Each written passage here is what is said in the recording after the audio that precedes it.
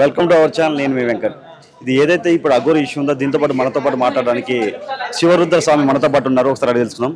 గురూజీ నమస్కారం. ఇప్పుడు ఏదైతే ఇష్యూ నడుస్తుందో రాధిక నన్ను పెళ్లి చేసుకున్నాడు ఫస్ట్ అని చెప్పి, తర్వాత ఇప్పుడు హర్షిని, అసలు ఏంది అసలు ఈ పంచాయతీ? అసలు ఈ ఫోన్కి సిగ్నల్ లేని ఫోన్తో ఈ రెండు సిమ్లు ఏంటి అసలు? ఇప్పుడు ఆయన గారు తెలివిగా ఉపయోగిస్తున్నాడు. ఆయన ఫోన్ ట్రాపింగ్ లో ఉందని కొంతమంది చెప్పారంట. అందుకని ఆయన ఏం చేస్తున్నాడు, ఆ ఫోన్లన్నీ వేరే మార్చుకొని ఇప్పుడు కొత్త సిమ్ తీసుకున్నాడు. నిన్న మొన్న ఆయన ఎక్కడో నుంచి వీడియో తీసి పెడుతున్నాడు. లైవ్ ట్రాక్ కాకూడదని వీడియో తీసేసి ఎక్కడో సిగ్నల్ ఉన్న దగ్గర పెట్టి అక్కడ నుంచి చనిపోతున్నాడో మనకు తెలియదు. ఇప్పుడు ఈ అమ్మాయి రాధికకైతే నిజంగా అన్యాయం జరిగింది. అమ్మాయిని మాటల ద్వారా ప్రేరేపించేసి శారీరకంగా ముందుకు తీసుకెళ్ళిండని కూడా పైన కమిషనర్ గారికి చెప్పారు. కమిషనర్ గారు కూడా దానికి విన్న తర్వాత కేసు తీసుకున్నారు, ఎండోర్స్మెంట్ కూడా ఇచ్చారు. ఇప్పుడు ఎండోర్స్మెంట్ అయితే గవర్నమెంట్ వాళ్ళు ఊరికే ఇయ్యారు కదా, ఎంక్వైరీ లేని గంటన్నర మాట్లాడారు. మీరు కూడా పొద్దున్న నుంచి ఉన్నారు కాబట్టి శ్రీనివాస్ ఏదైతే అఘోరి ముసుగులో ఈ సనాతన ధర్మం అని, లోక కళ్యాణం అని రుద్రాక్షలు వేసుకొని చితాభస్వం రాసుకొని సిగబెట్టుకొని తిరుగుతున్నాడో దాని విషయంలో ఈ అమ్మాయి కూడా ఇంకెంతమందిని మోసం చేస్తాడు? మొన్నటిదాకా తల్లి కూతుళ్ళు అనేసి ఒక్కసారిగా పెళ్లి అనేసరికి నేను రియాక్ట్ కావాల్సి వచ్చింది. 3 లక్షల పైగా అమౌంట్ ఇవ్వాల్సి వచ్చింది. అది కాలభైరవ విగ్రహం ఇవ్వాల్సి వచ్చింది. అక్కడ ఇందులోనే నేను ఉన్నా అని చెప్పిండంట. ఎన్ని విషయాలు చెప్పినట్టు ఆ అమ్మాయిని ఇప్పుడు నువ్వు తప్ప ఒప్పడం కంటే ముందు ఇంకా విషయ వివరాలు సేకరించాల్సిన అవసరం ఉన్నదనే చెప్తున్నాం. ఇప్పుడు శ్రీనివాస్ చేసుకున్నాడు పెళ్లి, అక్కడ తాళి కట్టుకున్నాడు. ఆ తాళి కట్టితే చట్టపరంగా నడవదని చెప్పేసి ఇప్పుడు న్యాయమూర్తులు కూడా చెప్తున్నారు. కాబట్టి ఈ అమ్మాయి కూడా న్యాయం ఏమంటుంది, వేరే ఆడవాళ్ళని కూడా అలా తప్పుదోవల పట్టించకూడదు, మద్యం మత్తులోనే ఏమేమో చేసుకోవాల్సిన పరిస్థితులు ఉన్నాయని ఆవిడ విషయం.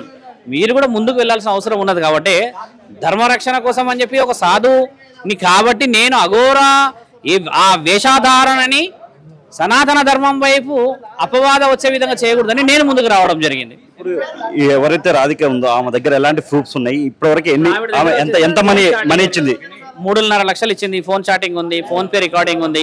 తర్వాత మళ్ళీ ఇద్దరు దిగిన ఫొటోస్ పంపించాను, నేను మాట్లాడుకున్న రికార్డింగ్స్ ఉన్నాయి. ఇద్దరు ఏకాంతంగా 3 నెలల్లో ఆయన చాలాసార్లు వచ్చిపోయినట్టు. వాళ్ళ మామయ్య ఉన్నారు కదా ప్రత్యేకంగా ఏకాంతంగా ఉన్నది. వాళ్ళు కూడా కుటుంబంలో చాలా సీక్రెట్గా ఫీల్ అవుతున్నారు, వాళ్ళు అలా చెప్పకూడదు అని. ఇప్పుడు మీరు వచ్చి అడిగేసేసి చెప్పాలంటే ఆవిడ చెప్పాల్సింది న్యాయపరంగా చెప్పింది, అడ్వకేట్ని కలిసింది కాబట్టి న్యాయపరంగానే పోతుంది. ఇప్పుడు మీరు అందరూ వీడియో రికార్డింగ్ చేయడం తప్పితే న్యాయం అయితే చేయరు కదా, న్యాయం చేయాల్సింది అధికారులు. కాబట్టి అధికారికంగా ఇచ్చింది. నేను మెల్లిమెల్లిగా అన్ని ఇస్తానన్నది నన్ను నమ్మి కొన్ని ఇస్తూ ఉంటే నేను మీకు అన్ని ఆవిడకి మాట ఇచ్చాకే వదులుతున్నాను. నేను కూడా ఫొటోస్ కొన్ని ఇచ్చాను కదా మీకు. ఎందుకు ఇచ్చా అంటే ఆవిడ అనుమతి తీసుకొని ఇవ్వడం, ఆడబిడ్డని కాపాడడం చాలా ముఖ్యమైన స్వామి.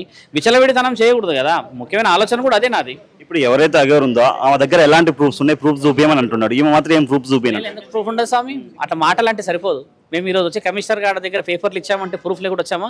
అలా ఆయన గారిని రమ్మనండి కదా, ప్రూఫ్ లేదు అని చెప్పి ఆయన రావాలి కదా, ఆయన అడగాలి కదా. ఇప్పుడు అక్కడ నుంచి వచ్చి చూపించాలి. ఎక్కడో ఉండి ఒక వీడియో తీస్తే అయిపోతుందా స్వామి? అట్లా మాట్లాడద్దు. ఇప్పుడు నేను ఎలా ప్రూఫ్తో మాట్లాడుతున్నా, ఆయన కూడా అలా వచ్చే అధికారం ఉంది కదా. వచ్చి నేను ఇది అని చూపించమని చెప్పు. అలా నేను దానికి ఏకీభవిస్తాను. శ్రీనివాస్ని కూడా నువ్వు ఇది చేసావని చెప్పట్లేదు ఆయనకి. నువ్వు ఏం చేసావు వచ్చి నిర్ధారణ చేసుకునే హక్కు లేదా? మంగళగిరిలో కేసు వేసారా? మరి వాళ్ళ పేరెంట్స్ ఏడుస్తున్నారా? వచ్చారుగా, మరి వాళ్ళకి అక్కడ సమాధానం చెప్పకూడదా? 15 లక్షల కేసు అది అయ్యిందా? వాళ్ళకి వచ్చి సమాధానం చెప్పకూడదా? ఇలానే అన్నీ ఉన్నప్పుడు మరి ఆయన అక్కడ ఉండేసి చెప్పడానికైనా ఆయన అంత పెద్ద సనాతన ధర్మవాది, అంత పెద్ద సాధు అఘోరాలకి పెద్ద పీఠాధిపతి ఆయన.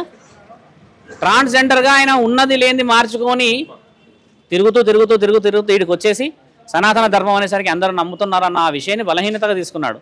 ఆయన నోటితో ఆయనకి చెప్పించకపోతే, మీకు నేను చెప్పిన విషయం నిర్ధారణ కాకపోతే నన్ను అడగండి. అప్పుడు మీరు వర్షిని వాళ్ళ మమ్మీ డాడీ వాళ్ళు వచ్చారు, ఏం చెప్పారు? నాకేం చెప్పలేదు. వర్షిని వాళ్ళ అమ్మ నేను వాళ్ళతో మాట్లాడుతా అన్నారు. నేను ఇంకా వాళ్ళతో మాట్లాడలే.